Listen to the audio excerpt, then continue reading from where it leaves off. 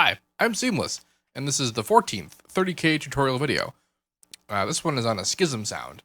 It's on the track SKisM, or track experts, bleh, and it takes place at the 2 minutes and 14 seconds. That sounds like this.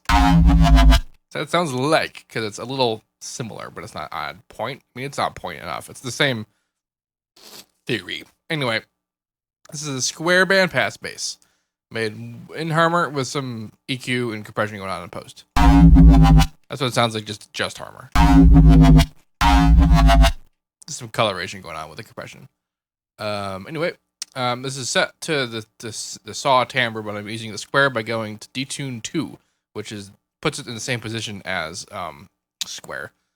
I've got frequency ratio divider 4, so that's the correct bass place.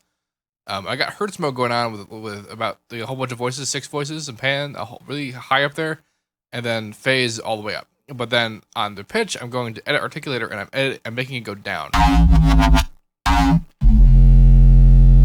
so that like the unison happens, but then it comes back for after it plays a little second, so that the changes occurs, but then it stays stable afterwards. The bandpass is being modulated. I've turned the width all the way up. Distortion is hill. I got a little bit of mix going on. Did I just make that sound with my mouth? That was weird. I got slightly dry mix put in there, slight mono asymmetry, and just the amount of hill that I used was just under how much it would to actually distort it too much, which would be that. So the real kicker of this sound is taking place in the local EQ, where we're carving out particular frequencies and we're accentuating a bunch of weirdness to give it the sort of tone that we have. So this particular shape here actually creates the main character of the sound, and watch what happens when I move it around.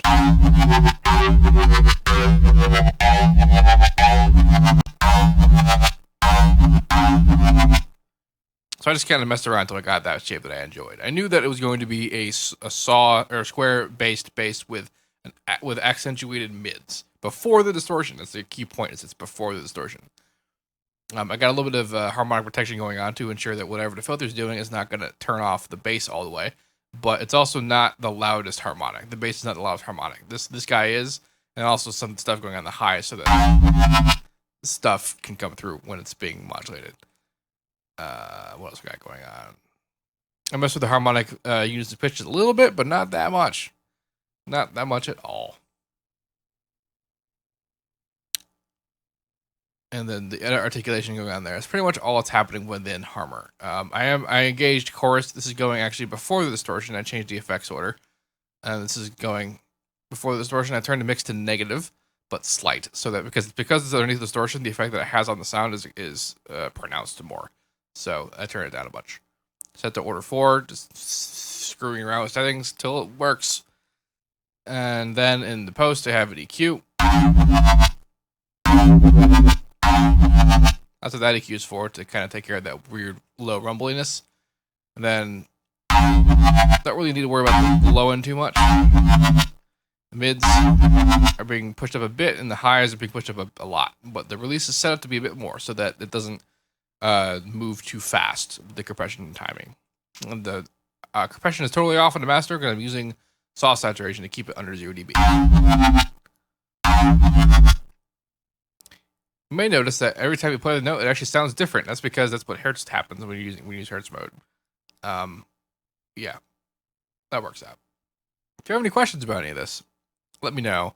And if you have a request that you'd like to make for the 30K request tutorials, make it in the Facebook post, which is linked in the description of this video. Yeah. And as usual, have a nice day. Have the nicest day.